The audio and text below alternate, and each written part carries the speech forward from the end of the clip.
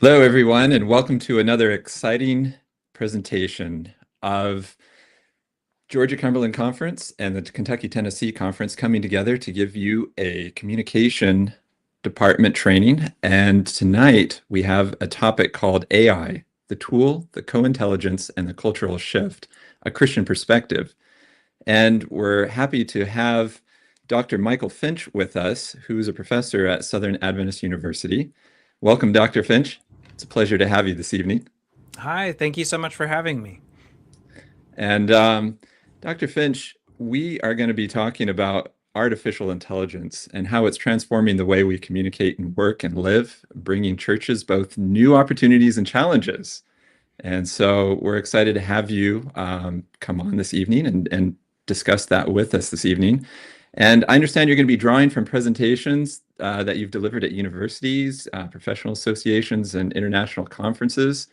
And we're looking forward to exploring how AI's evolution from its history to practical tools like prompt engineering and image generation is redefining how people connect and how faith communities adapt in the midst of this technological revolution.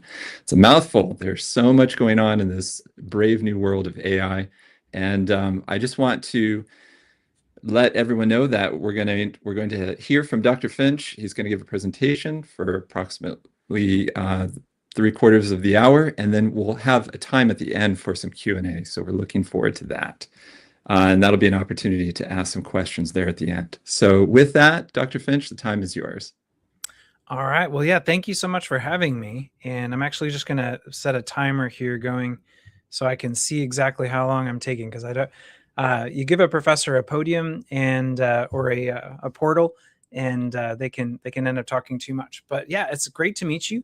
I'm looking forward to talking about artificial intelligence. Let's see a little bit about me. I did not grow up in the Adventist church, and I was actually a bit of a science fiction um, geek, I guess you could say, when I was a kid. I used to read all of my father's Isaac Asimov books and Larry Niven and Ursula Le Guin and all of the classic science fiction authors from before even my time. And that set in my imagination these ideas. But then, we also had the Jetsons and then the Terminator. And so artificial intelligence is actually something that has existed in theory for actually thousands of years. The Greeks had a myth of Talos. So Talos was an automaton or a bronze creature that automatically went around and guarded the island of Crete.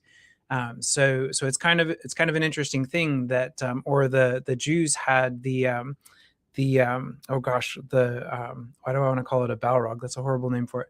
Golem. Sorry, the Golem. So they had a clay being that would guard their villages in myth. So this concept, this idea, has existed for a long time, but now we're living in an era where this actually is happening. So yeah, I've got some great material for you, and actually we've got some activities that you can maybe revisit, but some opportunities to apply some knowledge. So we're going to talk a little bit about what AI is doing to culture. So my area of research actually is not computer science, but it's actually an area called media ecology, or the effects of media on culture. And so I'll bring some of that to you, and then we'll start looking at some of the toys. So I tell my students, play with AI. That's the best way to interact with it, and you'll learn and grow from that. So yeah, if we could get into, yeah, there we go. All right, and actually this slide heading is something that I just used to present to the American Advertising Federation. Living in a world of AI natives, welcome to the future for those who grew up with dial-up. So I brought this up for those of you that are old like me, which I hate to say that I'm old these days, but we of course know what dial-up is. I talked about this with my students right here at Southern, and they asked me, they're like, Dr. Finch, what is dial-up? So if you knew what dial-up was, yep, we're all getting old. But all right, so we are now living in what I would call a world of AI natives. So things are changing. And oh yeah, just a little bit more about me. I'm writing a book. I'm under contract with Kendall Hunt to have this book, From Fiction to Fact: Artificial Intelligence and Communication. There's a picture that's not there, but I have a class called Artificial Intelligence and Communication. I taught that last year, and then I'm teaching it again this year, and the book will actually be a companion to the class. And I've been kind of approached by another publisher to write a Christian companion. So that's going to be a secular book. But I have a Christian companion book that I'd like to write with it. AI is affecting everything. We're not even going to spend much time on that slide, but I wanted to show you, I don't know if you've heard of Nano Banana. So Nano Banana is Google Gemini and Google Studio. And Nano Banana is this new visual tool where you can do amazing design work from verbal prompts or by combining images. And actually, sometimes combining images becomes the most powerful way to use Nano Banana. So I had an exercise where the students could either create an advertisement. So this is in an advertising class, an advertisement for an energy drink, or an advertisement for a shoe, or an advertisement for a watch. So in one class period, so if any of you use Photoshop and InDesign and all of the Adobe suite, you can imagine how long it would take to make those cans and to put the texture on them and to put the pictures on them and to have it curved and the lighting and everything. Well, those images we got done in less than an hour, probably about a half an hour to 45 minutes. And then they created an entire campaign in one class period for an energy drink aimed at working moms. And it was actually pretty brilliant. So that's just one example of what you can do with artificial intelligence. And then here's a second example. So this was the group that ended up doing a shoe. And this is all from prompts. So I think I don't even know if they found an image of that woman or if they made the woman and then applied it to these prompts to make this EcoStride, the concept that they had, product concept that they had for that particular ad. So both of those happened in one class. So these tools are really, really powerful now. Just a year ago, when I was working with AI, you couldn't do these kinds of things. But Google's Gemini and then the ChatGPT products like Sora, they're amazing. So, and actually one more thing, and I can't bring this up to slide by slide, but so on the left there, you can see the original photo. So I took, using Nano Banana, I just found a table with no people at it. And interestingly, that first table is in an Asian house. So it's got the Lazy Susan. And if you look at some of the scrolling on the chairs, and when I put it into to Nano Banana in Google Gemini, the interesting thing was it actually read the picture and noticed that these chairs and this whole setting was Asian. And so it put an Asian family having Thanksgiving dinner. So the prompt was, please put a family having Thanksgiving dinner around this table. And there you go. You've got a family having an Asian family in an Asian home. Another one here, I used an American home and had the same prompt, put a family having Thanksgiving dinner around the table. And for those of you who are into design, you can notice that it actually laid out the people in such a manner that the kids are on this side, these two chairs are empty, so you can actually see the whole family. So just amazing how it had that design sense, and then even that sense to understand the photo, to read the photo and know the kind of people to put in it. A year ago, you could probably just get one person in a photo. These tools struggled with even having an individual person. So I strongly recommend, and actually Nano Banana, for those of you who are into Adobe, Nano Banana has now been integrated into the Adobe suite. I haven't played with that, but I don't know how the integration is working, but I've seen that that's happening. All right, so now rewinding a little bit, those were just some examples, but I want to give you guys a little bit of like just a taste of what I would call media ecology, but how communication technology affects culture. And I think this is something that's really useful. And actually this section, so that last section I used for the American Advertising Federation, this section actually I presented to the entire university here at our colloquium. This is talking about how the medium changes like what we use for communication changes the way we communicate, even with God. And you're like, wait a second, no, Dr. Finch, what are you talking about? Well, I'm going to show you. So if you go back in time, and even in the Bible, as represented by the Bible, when you go all the way back to Adam and Eve, how did God relate to Adam and Eve? He was oral with them. So this guy McLuhan came up with these different epics. So the first one he called the tribal epic, or the oral epic. And the only medium during this time was speech.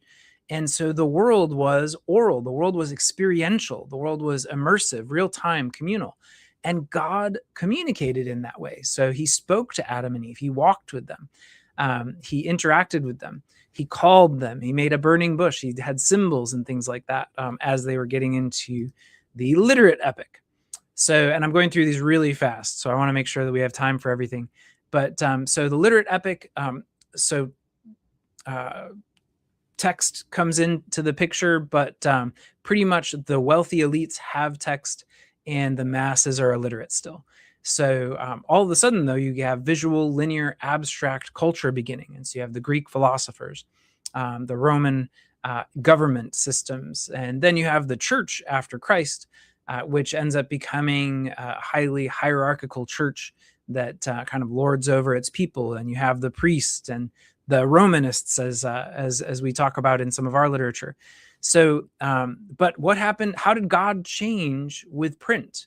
So wait, God changed? No, he didn't change, but he changed how he communicated to us. So print comes into the picture, and he uses his own finger and writes the Decalogue, right? He writes commandments, which actually Exodus 20 and 31. But he has people write the law on their doorposts, recordings of prophecy, and we begin to have the word. And then of course John 1 in the beginning was the word, and the word became flesh. So I personally think our minds are programmed to interface best with print. It's the right pace for our brains. When we get past print, we start to outpace ourselves a little bit, and so we have to then rewind a little bit. But God had a special affinity for this era. But the church changed too. So you had liturgy, interpretation, hierarchy, and divided worship, where you had the masses and then the priests. Then we get to the print epic. So I'm teaching you. So I'm a professor. It's what I do. But the print epic, the medium is the printed text. So you had the printing press. The printing press comes out with, we have the Gutenberg Bible and Gutenberg that develops that. And what starts to happen? Well, the medium print is democratized. So no longer can information be held up in the higher echelons, so all of a sudden power structures begin to dissolve, and all of a sudden you start to have democracy. Personal access to scripture begins. And so all of a sudden the way that people interact with their faith changes a little bit. So we have expository teaching sermons instead of ritualistic experiences. So, you go back a couple hundred years from this period into the Dark Ages, really. And how did people experience God then? Through rituals, through the sacraments. But now, all of a sudden, we have expository teaching sermons and hymnals and yes, democratized nations, countries, but that democratized our churches. And so we got committees. So, you win some, you lose some. But and this was the era actually that White came onto the scene, and she had some really interesting things to say about this. So the press is a powerful means to move the minds and hearts of the people. God has placed at the command of his people advantages in the press, which combined with other agencies will be successful in extending the knowledge of the truth. So she was definitely not afraid of using this. It was slightly old technology at that point, but it was the leading technology. And actually, from my understanding, there are recordings of her wanting to use, electronic technologies as well. And so that was something that was cutting edge. She didn't mind. She wanted, the streams of light to go out to the world. Then we get to the electronic epic. So the electronic epic came after the print epic. And this is, I would say that it was constant, like the television era is sort of the what you can think about when you're thinking about this. And it put us back to this immersive moment where you're in an experience, but it was a mass experience. So we all back in the 90s and 80s experienced the same TV show at the same time. These days, you only have that with sports pretty much. But it was emotionally immersive, image based. So, Kennedy won the election because he was a positive image president.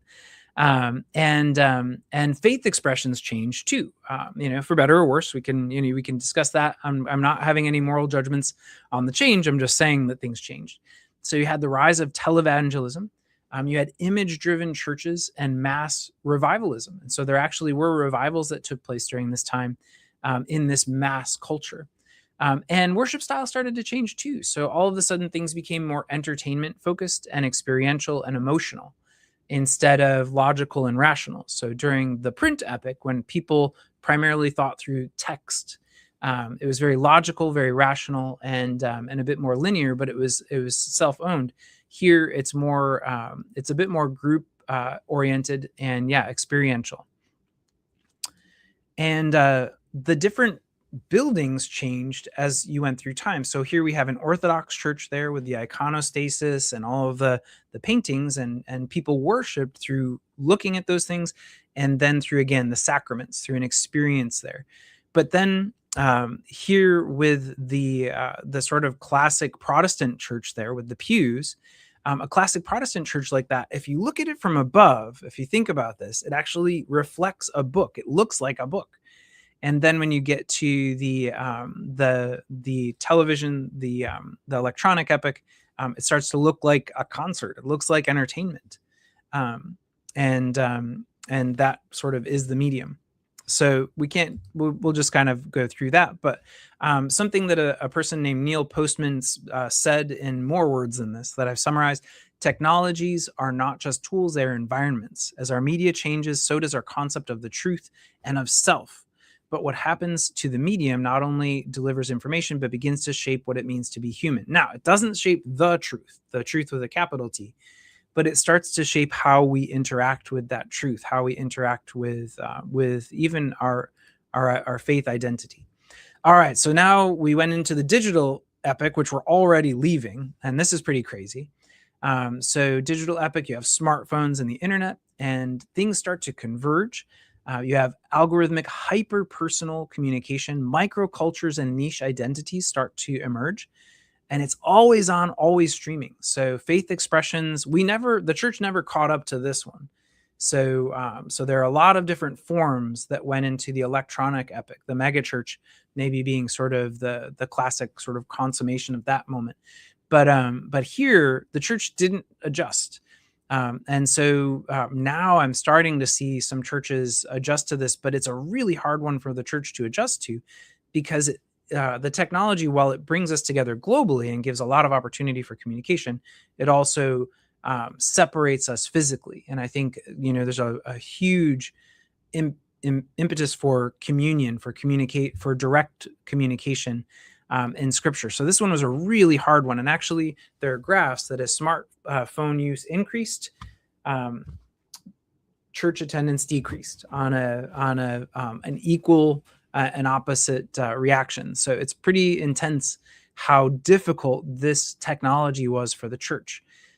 But with that said, it's the tool that's there. It's shaping people and shaping how they think. And so the church, does need to grapple with that. And so we have digital missionaries out there who are trying to really reach this generation. But now we're entering into something new. So you had the oral, the literate, the print, the digital, and this new epoch that I'm still working on a name for, and probably somebody more prominent than I will be the one who gets to name this. But the ambient intelligence epoch is something that we're moving into. So this is a world where intelligence is embedded in the environment itself, adaptive, invisible, responsive, and omnipresent. Creepy, but yeah, that's where we're headed. I mean, that's where we kind of are. Is that AI is ubiquitous. It's in all kinds of things that we're using. So AI is atmosphere, is sort of the idea. It's a pervasive, context-aware situation, always on personalization.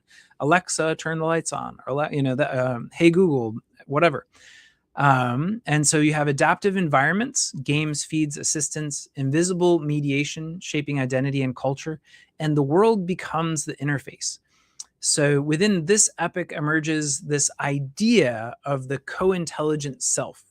And I would say that this next generation is going to be growing with artificial intelligences. So no longer will technology only be a tool, which they already were using social media as a part of an identity representation and formation tool. Like their identity was mixed with social media. But now they're going to be going through formative years interacting with semi-sentient. It's not exactly sentient, it's algorithms, but technology where it's living with a co-intelligence. So identity is co-authored by human intention and ambient AI feedback. All right. So what's AI to us vintage humans? Well, older generations relate to AI through narrative memory, not through lived experience. So we think in terms of movies with the Terminator, HAL, Short Circuit and Wall-E, Star Trek, The Matrix. These different things in our memory end up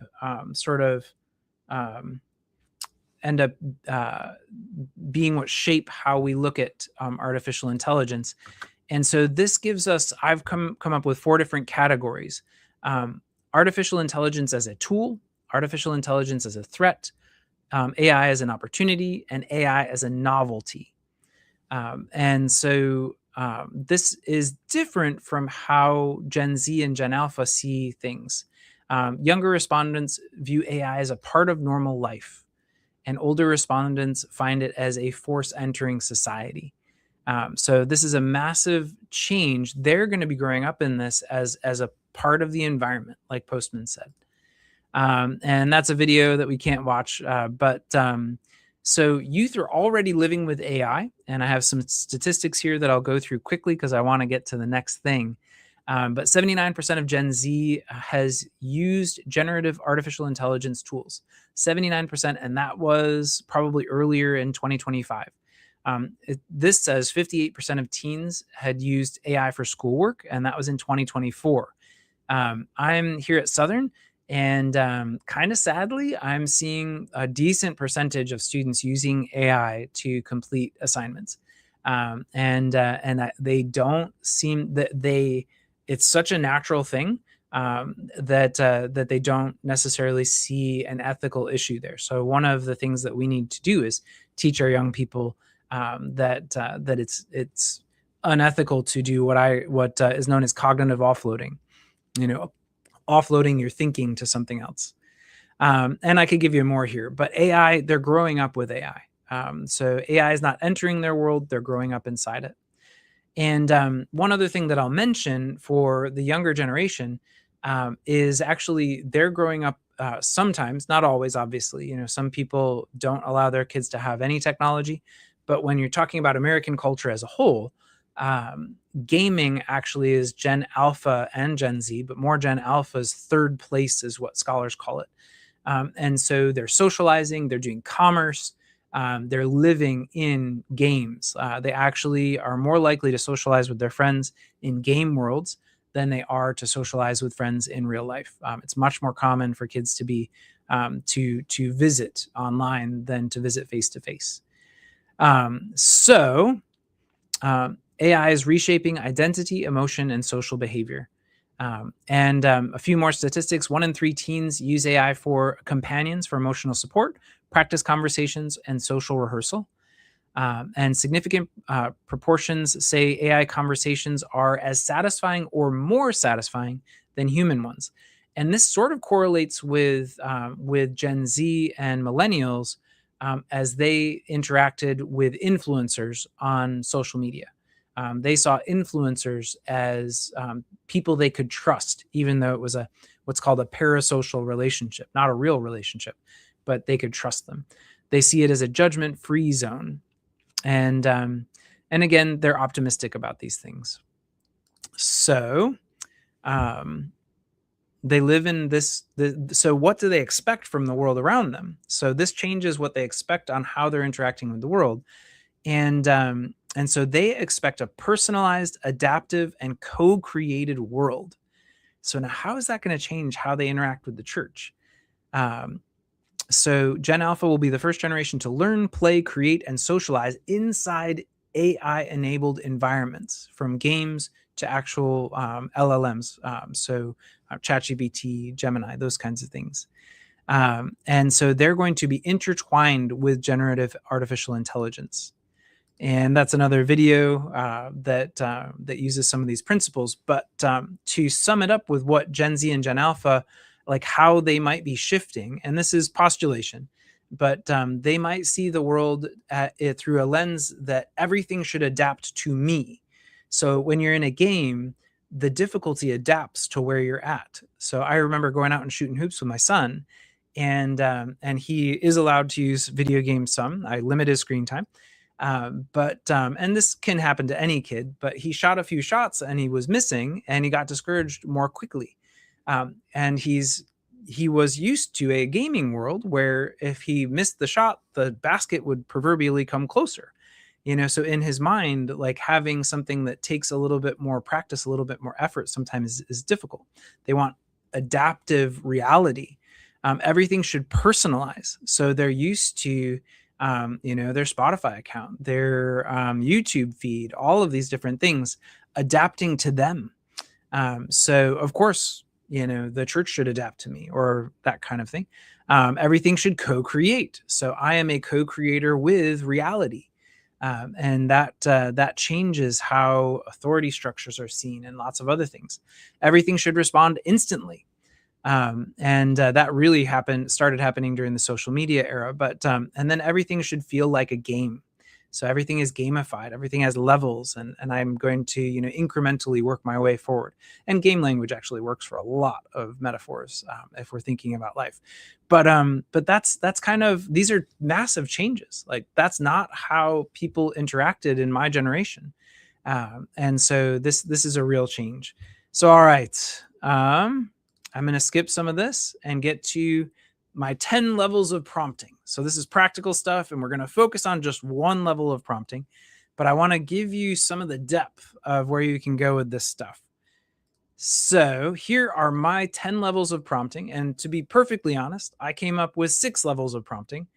And then I interacted with artificial intelligence to come up with 4 more. And so I don't know if they were mine or ChatGPT's, but iteratively, as I interacted, we talked through and decided that there were more. So the first one is just conversation. So when you first go into an AI, you see it more like a search engine. You want to just ask it something and have it give you something back. But you also might talk to it just like you would a human. They're not human. They're a probability matrix. And so they're trying to predict how you would like them to respond.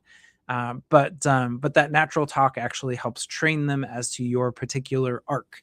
So the second level, and this is the level that we're going to talk about in a minute, is structured prompting. So structured prompting, there are different acronyms. So you'll find a lot of them out there. And in a minute, we're going to look at the acronym TRACY.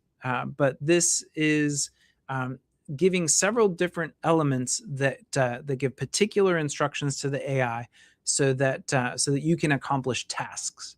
And so these can be useful for all kinds of different things. And I've seen at least 20 different structured prompts that are really like common, and I'm sure there are hundreds out there. Then the next one is what I would call prompt sequencing. So it's where you create a step-by-step workflow, and basically so AI actually only has a certain amount of sort of brain power. And so when you think like the AI, you might say, I'm going to first do this part of the project, then that, then that. Then there's co-creative prompting. And so co-creative prompting is where you go back and forth with the AI. So you iterate. And this, it kind of relates to the conversational, but this has a creative element to it. You're working on a project, and you ask it questions, and then maybe you even ask it to ask you questions, and you wrestle with ideas. And it's actually a wonderful tool for wrestling with ideas, and using it as a tool to wrestle with ideas. Then critique prompting. So AI is naturally pretty positive, pretty, it wants to compliment you and agree with you. And so critique prompting is where you tell the AI to critique something. So you say, now I want you to find all of the flaws with this, or I want you to act as a critic and look at this. And one of the ways that a friend of mine used is he would have different characters from Harry Potter. And he said, be Malfoy, be Snape, be Dumbledore, and be Hermione, and analyze this according to those 4 characters, because they'd each have sort of a different take. Now, I'm not. He's a friend of mine professionally. He actually, we just did a presentation on AI together. So I'm just saying that not to endorse, but just to give an example. The other thing that you can do with this critique prompting is you can use multiple AI to check one another. So if you usually use ChatGPT, then you can switch over to Gemini, or you can use Claude, or one of the others. So that's using AI to critique whatever you're doing, and not just be positive and pushing you forward. The next one is my favorite one, and I've had so many people tell me AI isn't creative. It can't create anything. And my comeback would actually be, well, are we really creative? But what's the definition of creativity? So one definition of creativity is combining 2 or more things in a way that's never been done before. And artificial intelligence has like the knowledge of humanity in its brain. And so if you start to take different ideas and mash them together, AI has such an amazing capacity to go, oh, I like that. And then it can think of things you wouldn't even think of and combine them in novel ways. So I call that collision prompting. I actually learned this concept of collision in advertising. It's a creative method, but you can use AI to do collision prompting, combining fields for creativity. Then you get to constraint dense prompting, so using theories, rubrics, frameworks. So it's sort of the next level of structured prompting. And then cognitive augmentation, using AI to think more clearly. That was one that the AI came up with. I was like, do we really need an extra one for that? We talked about it a little bit. Anyways, won't take the time for that. Then I would actually say the next is in ChatGPT and in Gemini. They call them gems in Gemini, and in ChatGPT they call them bots, I believe. But you can create your own ChatGPT with its own constraints. So bot creation would be the next level. And then the last level is agentic systems. So when you create semi-autonomous AI assistants to do different things for you. And there's lots of different methods for that. Those are pretty advanced.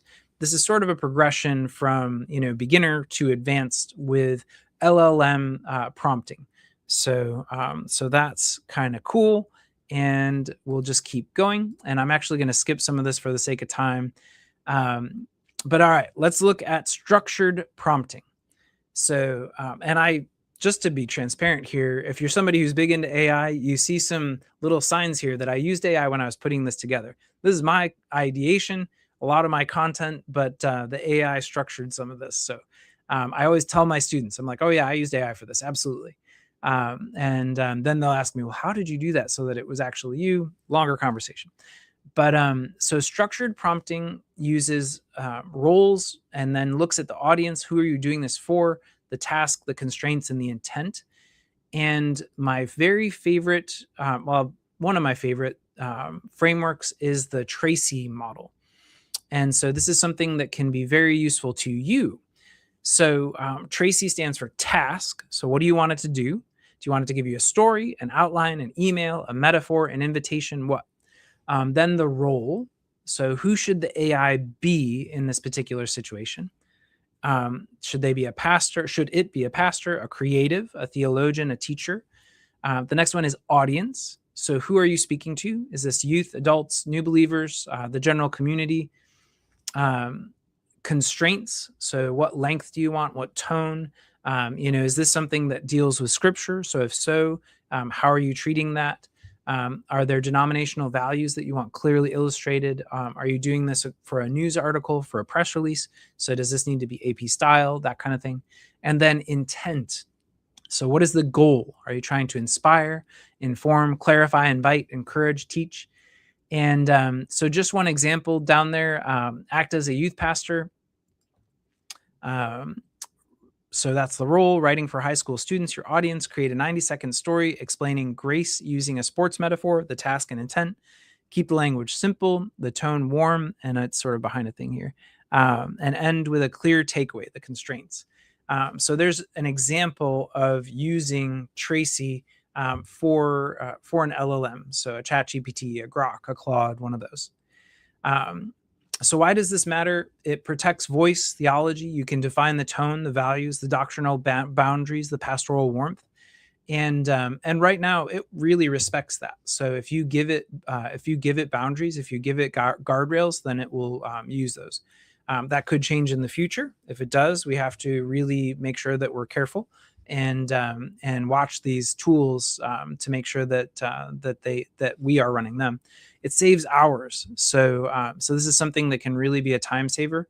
And it creates clarity for your audience. So sometimes the structured prompts can help you focus on your particular audience and output. It builds confidence in using AI. So you start to really understand it. My wife just started using AI about 6 months ago, and I've been using AI since it came out pretty much.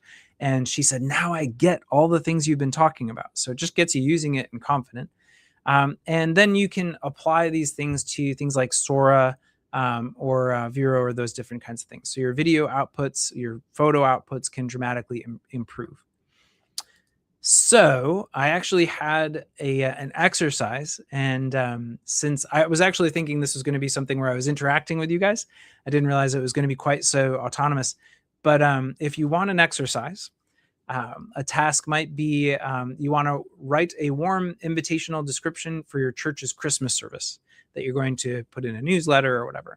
So you can ask the role, the AI, to act as maybe the communication director.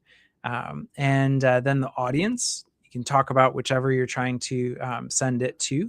The constraints, give me 120 words, or this is going in the, and you want a warm tone, welcoming, not pushy, avoid theological depth, include service time and call to action.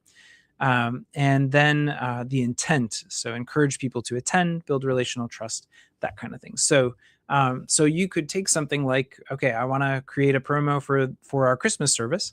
And I'm going to go through this process and then have ChatGPT come up with something. Now, I always say, never settle with using an LLM. So if ChatGPT or one of the others gives you something, you still have to, I think of it as a graduate assistant. So if I give a graduate assistant a job, I very rarely don't even look at what they give me back. It's like, oh, did they do a good job? So you still have to ask that with ChatGPT or one of the others. And so, but that's, you still can do that kind of thing. So, and then a next step for this. So if we had taken the time to go through this together and you had started to do some and we could have talked about them, the next step would be to make a video with it, with either Sora or a VO. And so what you can then do is, say you made that 120 word, script, you could take it over to a video software, and then you could say, I want this atmosphere and this emotion for the video, these visual elements, or you could use it in, say, Nano Banana or one of the other image generators, and describe a setting for you to put your 120 words on. So I'm very much in favor of using one AI to apply to another AI. And just an example of a prompt, create a 12-second warm and inviting Christmas video. This would be for one of the video softwares. Show a softly glowing church sanctuary with candles flickering and gentle snowfall seen through a window. Slow camera glide through the room using a peaceful and hopeful tone. Add soft text. Join us for Christmas on December 24th at 6 p.m. and don't include identifiable faces. So that would be something that you could use with a video software. All right. And yeah, for deeper, add camera angles, texture, diversity, symbolic elements. Artificial intelligence is not the enemy. Unexamined use is. It's a good gift, and we want to use this gift well. I'm just going to kind of say that there. Um, this, we can't see the top of this, but what I did here was I took the press that Ellen White was talking about and put AI in. And so God has placed the commands of his people advantages in the press, which combined with other agencies will be successful in extending the knowledge of the truth. God has placed at the command of his people advantages in AI, which combined with other agencies will be successful in extending the knowledge of the truth. God has permitted a flood of light to be poured upon the world in discoveries in science and art, but even the greatest minds, if not guided by the word of God, become bewildered in their attempts to investigate the relations of science and revelation. So my conclusion is, like all powerful tools, AI is an extremely powerful gift, but gifts in scripture always come with responsibility. AI is not the enemy, but unexamined use is. And when I talk about students, I really get into this. The penalty of cognitive offloading means they're not developing their own brains. So if they're not using AI, it is it's guiding them instead of them guiding it. So AI is not the enemy, though. Unexamined use is. Let us not be used by this technology, but rather let us use it for the glory of God.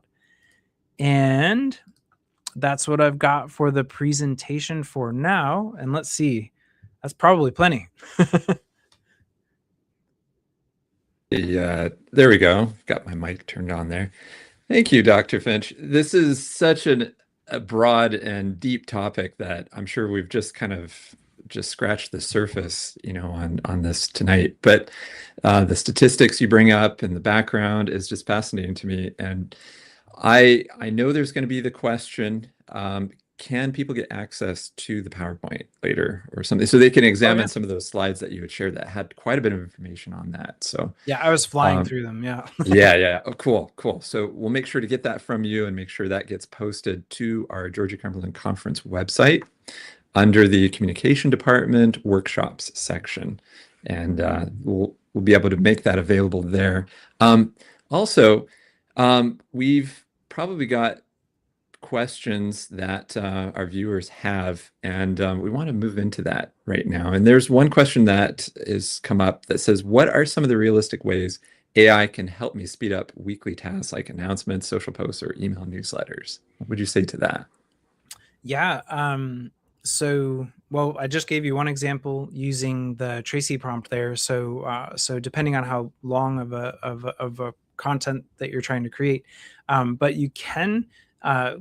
So it's a little bit harder still, but you can create agents to do all kinds of things. So I'm playing with. I haven't yet let it free, but I'm playing with an AI that will put all of your emails into folders and give you recommended email responses for all of your emails that need responses. And so it determines based on your programming whether or not this is an email that you should respond to, or this is something that just needs to go into a junk file or whatever. So I'm messing around with things like that powerful. But just for an LLM, so a large language model, like a ChatGPT or a Grok or a Claude or one of those, they can be extremely powerful for repetitive tasks. So and then you can do design work with them. So I think that maybe the thing that it would speed up the very most would be if you have images that you want to create especially Gemini software that using the Gemini Nano Banana it's a weird name, but using that software to create images is just extremely fast, and so you can illustrate things very, very quickly. So it sort of depends. It can't necessarily populate your calendar. There are things that you have to contribute to it, but if you need a paragraph and you've only got a couple sentences, or if you need it's amazing at doing some things like that. Now they still need to be edited. So AI tends to save you maybe a third of the time. that you would be using depending on the task.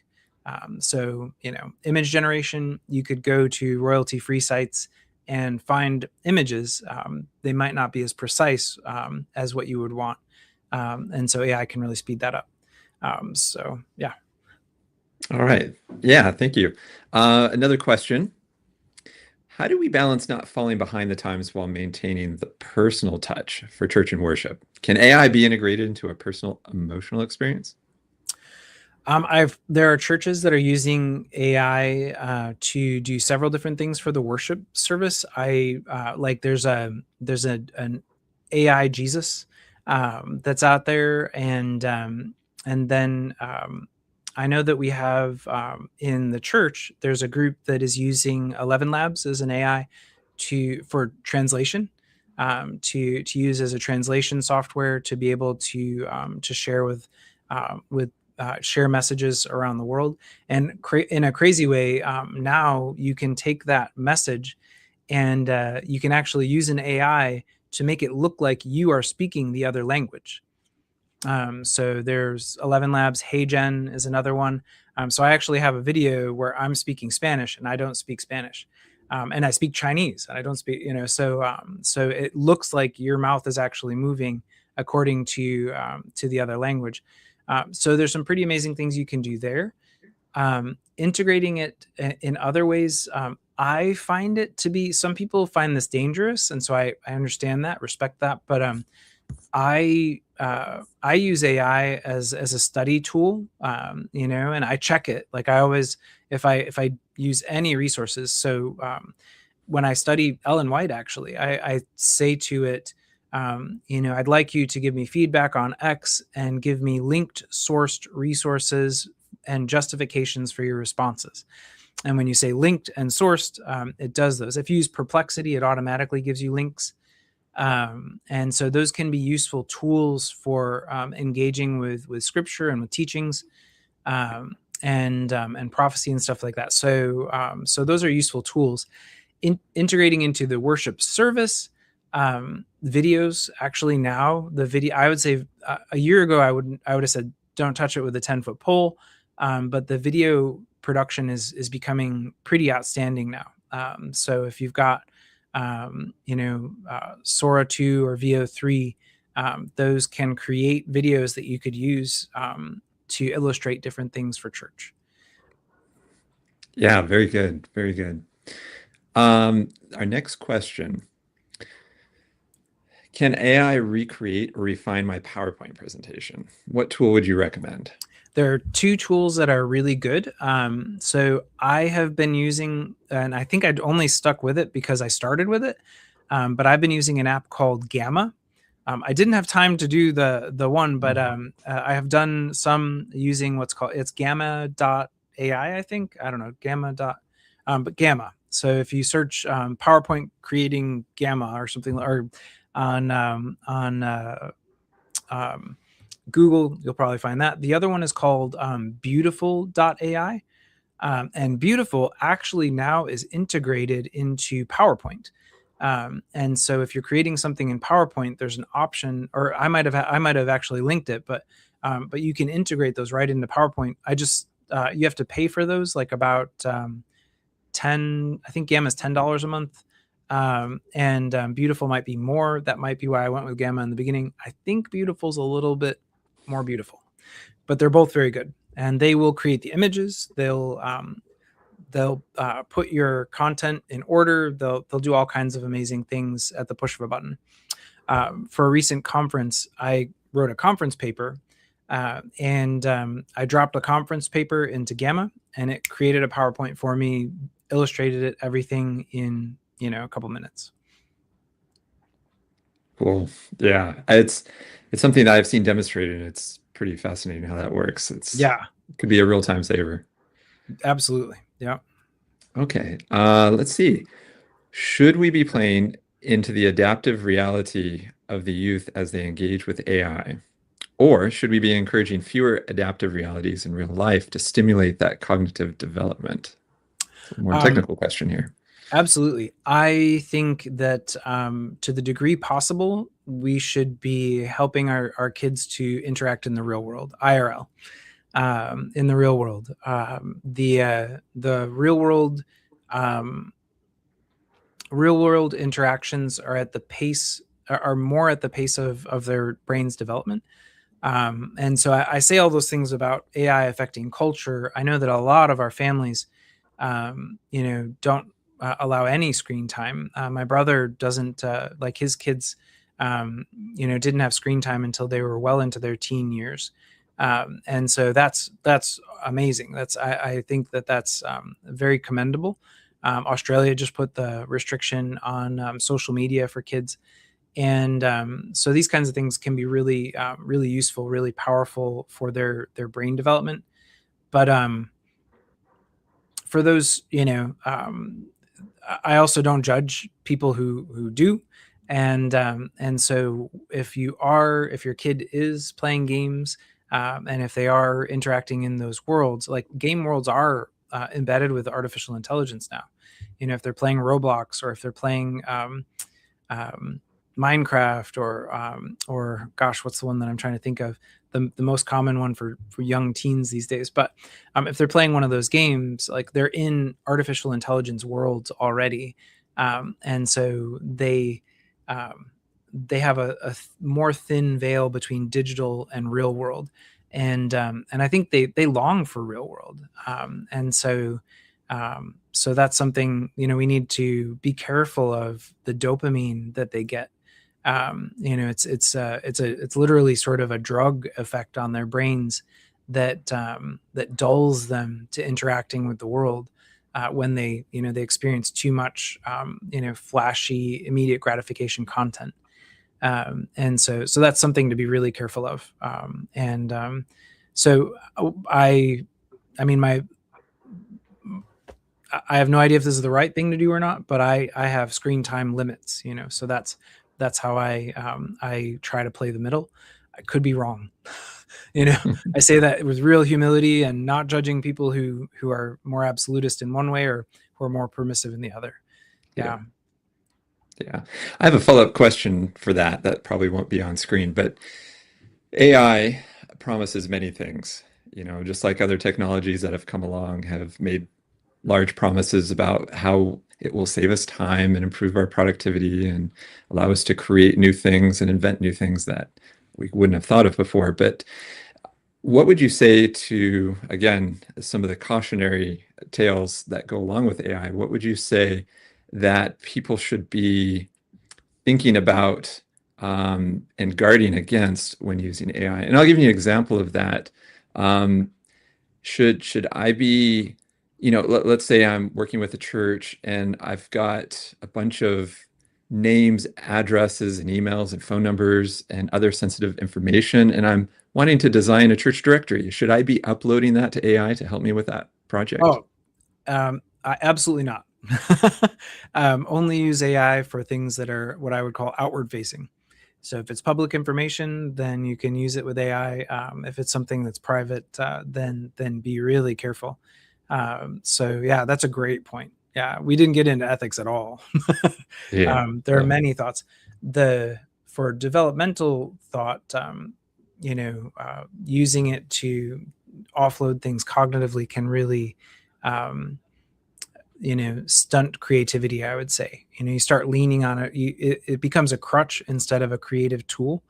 But as long as you keep it, as long as sort of you're the one using it as a tool, it can be phenomenal. Like, I would say that it gives you an exponential ability to get things done. And when you start doing those, like integrations where you start, mashing ideas together, collisions rather, and things like that, like, and you start iterating with the AI, and it gets to understand your perspective almost, like, it is pretty amazing what you can do and how quickly you can do things. So I'll let's see, I recently, when I was working on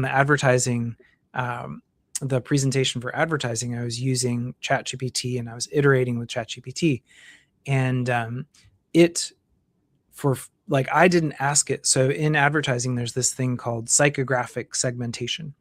And I'm sure I've talked about psychographic segmentation in a previous prompt somewhere where we were doing something for a class where I was teaching psychographic segmentation. But in this particular conversation, I had not mentioned that at all. And so I was talking about like how I could, what would I have to offer for these professional advertisers as I'm, a professor. So long story short, it just offered me a psychographic. It said, here is an artificial intelligence informed psychographic tool that had these different spectrums that you could employ. And I was like, I didn't ask for that. That's brilliant. That's really, really good stuff. So I told it that, and then we iterated more. But it's when you really, like, when you start interacting with it and you start sort of getting a feel for the back and forth iterative nature of the tool, and you don't just accept its outputs and kind of leave them, then it can become a real amazing creative tool.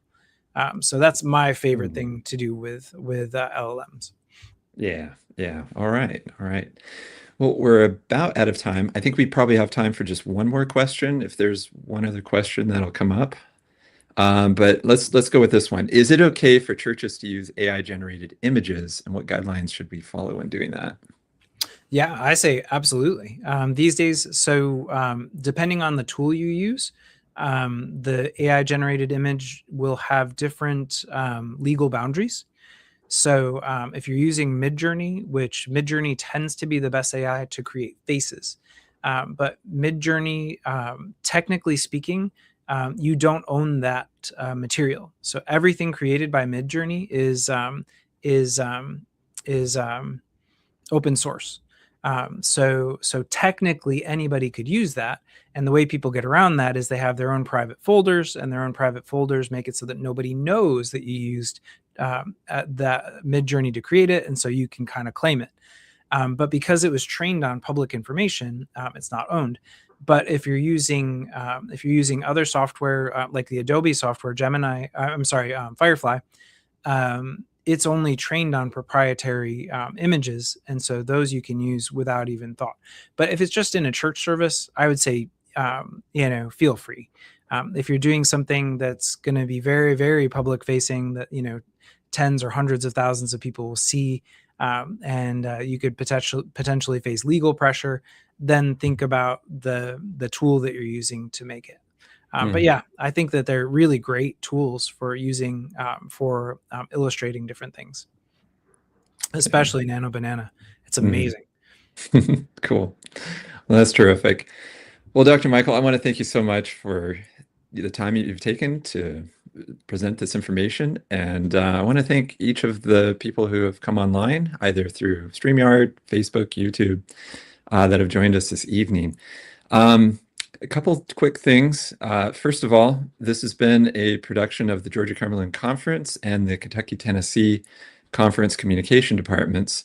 And I want people to know that if they're struggling with AI or have more questions, or simply want to know, hey, I have this project, or I want to know how AI can help, hey, we're here to answer further questions and to give guidance, and also help along the way, and to also share what we've learned and what has worked for us, and some of the things that we found that we, again, need to be careful of when using it, and things that need to be taken into consideration. So I want to throw out my email address. It's richardr@gccsda.com.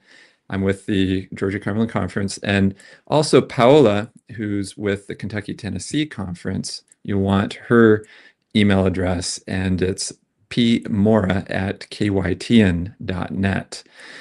And also, we want to know what would be most helpful for you for future workshops. We want to know if there's certain topics that you would find interesting.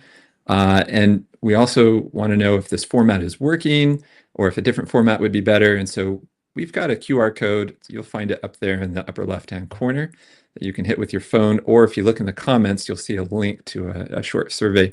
We'd really encourage you to fill that out and give us your feedback on this seminar and what you would like to see in the future. But with that, there's one other thing, and that's the Facebook group.